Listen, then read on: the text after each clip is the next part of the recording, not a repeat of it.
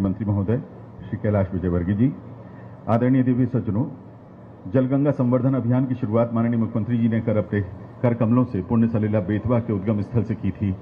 आज पहला बड़ा आयोजन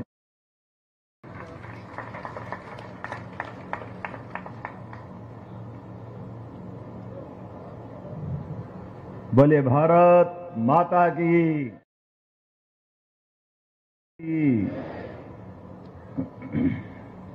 मंच पर विराजमान विस्तार से कही हमारे यशस्वी मंत्री, हमारे वरिष्ठ नेता, स्थानीय शासन मंत्री माननीय कैलाश जी भाई साहब, इस मंच पर ही विराजमान हमारे मंत्री द्वय श्रीमान विश्वास सारंग जी, हमारी अपनी लोकप्रिय नेता और 3 मंत्री हैं, अपन 2 क्यों कर रहे हैं?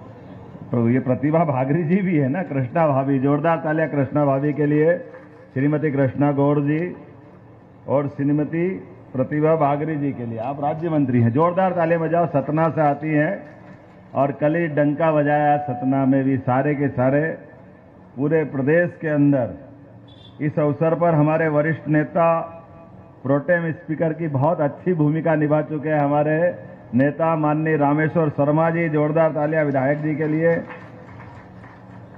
माफ करना, लखपति हमारे बीच और 5 लाख पर लखपति आलोक भाई के लिए जोरदार तालियां बजाओ भैया, जोरदार तालियां। आलोक भाई एक एक करके सारे हिसाब चूकते कर दिया आपने। क्या घुमा के मारा है, आनंद आ गया। इस अवसर पर माननीय भगवान दास सबनानी जी, हमारे महामंत्री प्रदेश के और वरिष्ठ नेता, हमारी महापौर श्रीमती मालती राय जी, अभिनंदन करें। ताली बजाओ तो कस के बजाओ भाई, कंजूसी मत करो। यहाँ के सभापति किशन सूर्यवंशी जी, उनके लिए भी अभिनंदन है। माननीय जिला अध्यक्ष सुमित पचौरी जी, आपका भी अभिनंदन है सुमित भाई, जोरदार अभिनंदन। हमारे एमपीटी के पूर्व चेयरमैन, विधायक, क्रिकेट एसोसिएशन के अध्यक्ष, पता नहीं कितनी जवाबदारी, भाई ध्रुवनारायण सिंह जी, आपका भी अभिनंदन है। और युवा मोर्चा के समय से अपनी एक विशेष पहचान बनाने वाले भाई राहुल कोठारी जी, कहाँ है राहुल भाई? जोरदार राहुल जी के लिए। श्रीमती सीमा सिंह जी, आपका भी अभिनंदन है, जोरदार तालियां संभागी। और हमारे सारे मंच के लिए एक बार जोरदार अभिनंदन कर दो। नाम तो बहुत सारे हैं, वैसे ही मैं विलंब से हूं और मुझे दिल्ली निकलना है तुरंत, तो मैं उम्मीद कर रहा हूं कि जिस प्रकार का ये हमारा आयोजन है, ये परमात्मा की दया है। हमारी सृष्टि की रचना के साथ भारत वो देश है जिसने प्रकृति के साथ तालमेल मिलाते हुए चर अचर सबके बीच एक तालमेल की संतुलन बनाने का काम किया। और ऋषि मुनियों के माध्यम से हमने कभी भी किसी में अंतर नहीं किया। हमने जल में भी जीव देखा, वनस्पति में जीव देखा। ये जो पंच तत्वों का महाभूत तत्व, इसलिए वेद में कहा यत पिंडे तत् ब्रह्मांडे, जैसा पिंड हमारा है यही ब्रह्मांड में है। इसमें दोनों में कोई अंतर नहीं। हम अपने ब्रह्मांड को समझने जाएं या अपने पिंड को समझ लें, ये सारी की सारी सृष्टि की रचना एक जैसी है। इसीलिए आपकी जानकारी के लिए बता दें कि हमारे इस सृष्टि के अंदर जल की महत्ता क्या है। पृथ्वी पे भी जल की बात करें अगर, तो हमारी 70% से ज्यादा मात्रा में पृथ्वी पे जल उपलब्ध है। केवल 30% के आसपास हमारी पृथ्वी की वर्तमान की अवस्था, जहां हम अपने इस संसार को देखते हैं। और इसी के साथ साथ जल में भी जीव है, जल भी मरता है। आप अपने घर के अंदर लाके कोई जल रख लो सीसी में, महीने 2 महीने बाद उसकी क्या स्थिति बनेगी बताने की जरूरत नहीं। और जिस कुएं में आए रहेगी वहां का जल जिंदा रहेगा, अर्थात उसकी ऑक्सीडेशन की जो परंपरा है, ये जल की लहरें जो तरंगे आती है, ये इनके सांस लेने की गति के समान है। ये नदी की संरचनाएं पृथ्वी की धमनियों की तरह, जो रक्त का प्रवाह हमारे शरीर के अंदर रक्त का जैसे प्रवाह होता है, ऐसे इस पृथ्वी को जीवंत रखने के लिए नदी की रचनाएं, ये तालाब, पोखर, बावड़ियां, ये हमारे लिए प्रकृति का वो दर्शन दिखाती है जिसकी आवश्यकता पड़ती है। और ये जहां कार्यक्रम हो रहा है, इसीलिए हमारे लिए अलग अलग जो त्योहार है उन त्योहारों का भी अपने ऋतुओं के साथ महत्व है। इनको मन मर्जी से नहीं कर लिया गया। जिस त्योहार का जिस ऋतु के साथ संबंध आएगा, हमारी सारी व्रत त्योहार पर्व उसी प्रकार से मनाए जाते हैं।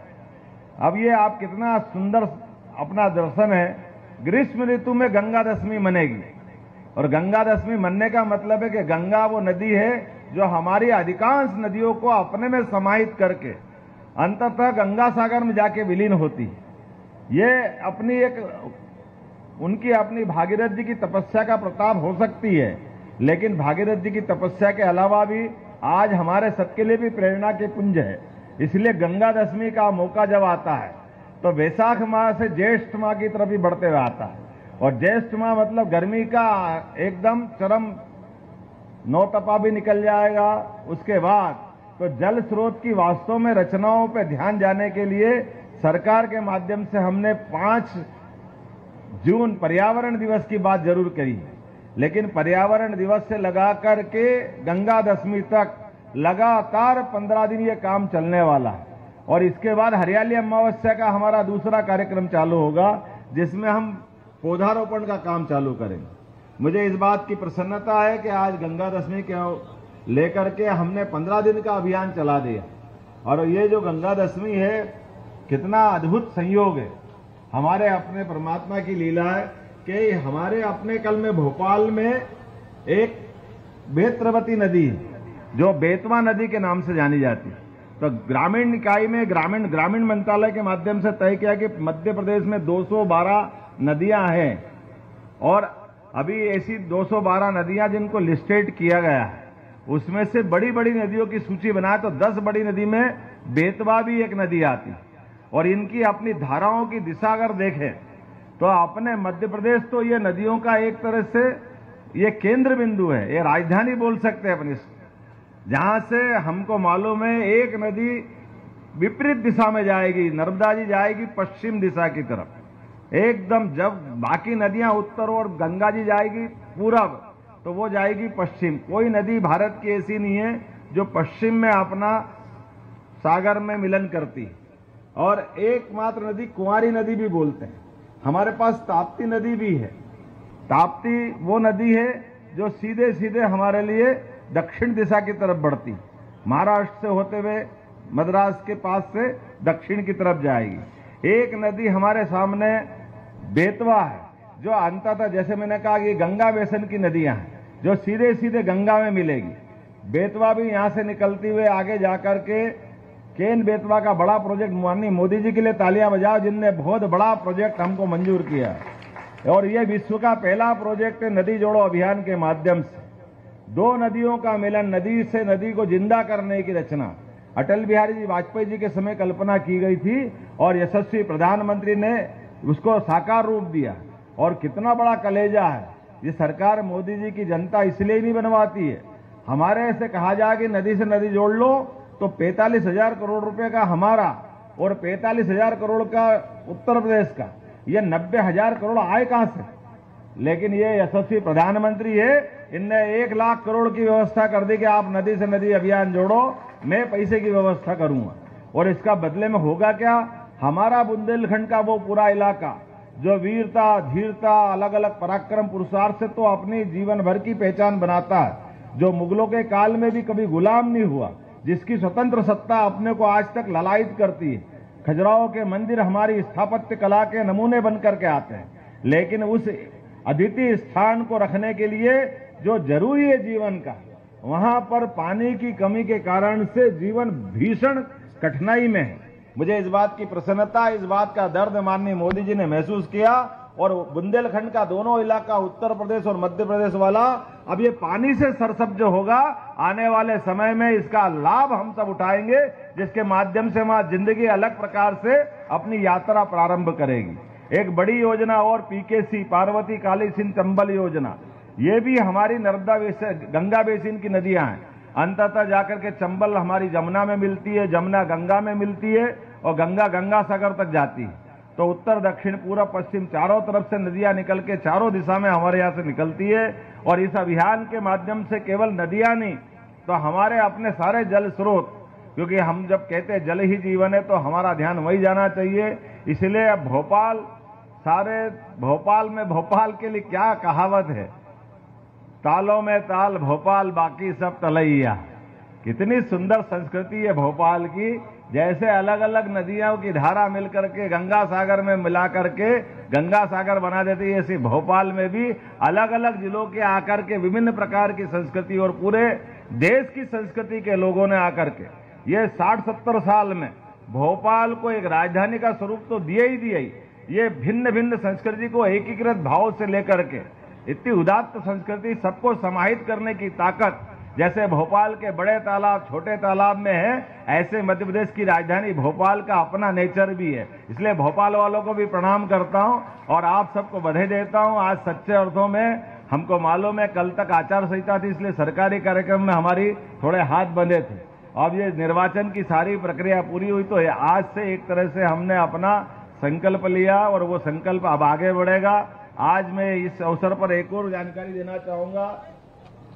यहाँ के वृक्षारोपण ये साफ सफाई के बाद अपने अपने वार्ड के अंदर भी अपने आसपास के बावड़ी, कुआं, तालाब, पोखर, झरना, जहां भी जल के स्रोत है उसकी लगातार हमको चिंता करना है और वहीं वृक्षारोपण की संभावना देख लेना है। जैसे इंदौर में 51 लाख का एक दिन का लक्ष्य माननीय कैलाश जी भाई साहब ने इंदौर के लिए लिया है। हमने प्रदेश के लिए 5.5 करोड़ पौधे का लक्ष्य लिया है। वो आपके माध्यम से पूरे प्रदेश के अंदर वृक्षारोपण का एक पौधारोपण का बड़ा कार्यक्रम होगा। मैं उम्मीद करता हूं आज के इस कार्यक्रम के माध्यम से हमारा जो मूल उद्देश्य है उसकी पूर्ति होगी और इसके बाद में भी ये कार्यक्रम अंत नहीं होगा। 15 के बाद भी लगातार हमारी सभी स्थानीय संस्थाएं इसके बारे में चिंता करती रहेगी।